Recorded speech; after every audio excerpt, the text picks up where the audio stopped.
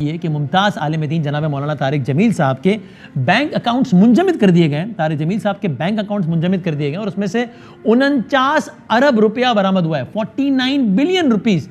تو اس میں سے دو خبریں اور نکلتی ہیں کہ ایف آئی اے نے کیوں اکاؤنٹس منجمد کیے طارق جمیل صاحب کے، اور 49 ارب روپیہ نکل آیا۔ یہ کیسے ہوا، کیا ہوا؟ اب تک نواز شریف کے فراڈ، کرپشن اور خرد برد کی تمام رقم ملا کر بھی اتنی بڑی رقم نہیں بنتی جتنی مولانا طارق جمیل کے نام سے منسوب اس فراڈ میں ہے۔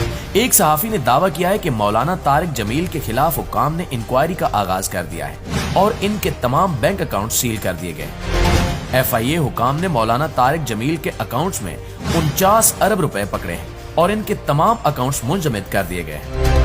ایک طرف پاکستانی روپے کی قدر میں دن بدن کمی واقع ہو رہی ہے، لوگوں کو 2 وقت کا کھانا نصیب نہیں ہو رہا، عوام ایک بوری آٹے کے لیے جان دے رہے ہیں، سستا آٹا حاصل کرنے کے لیے روز لائنیں لگ رہی ہیں، معیشت آخری سانسیں لے رہی ہے، جبکہ دوسری طرف اربوں روپے کے فراڈ پکڑے جا رہے ہیں۔ مولانا طارق جمیل کوئی عام شخصیت نہیں ہے، بلکہ ملک کے سب سے بڑے طبقے کے پیش رو ہیں اور ان کے پیروکاروں کی تعداد بھی کافی زیادہ ہے۔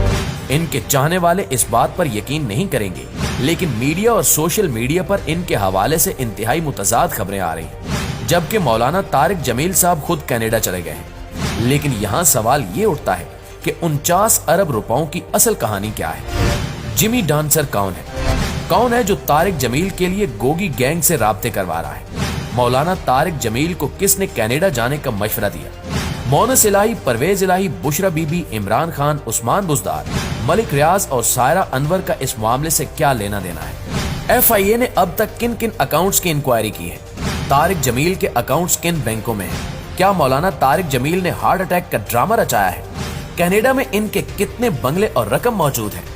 ناظرین گرامی، اس ویڈیو میں ہم آپ کو مولانا طارق جمیل کے بینک اکاؤنٹس میں 49 ارب روپوں کی اصل کہانی بتائیں گے اور ساتھ ہی آپ کو طارق جمیل کے صاحبزادے یوسف جمیل کے بیان سے بھی آگاہ کریں گے۔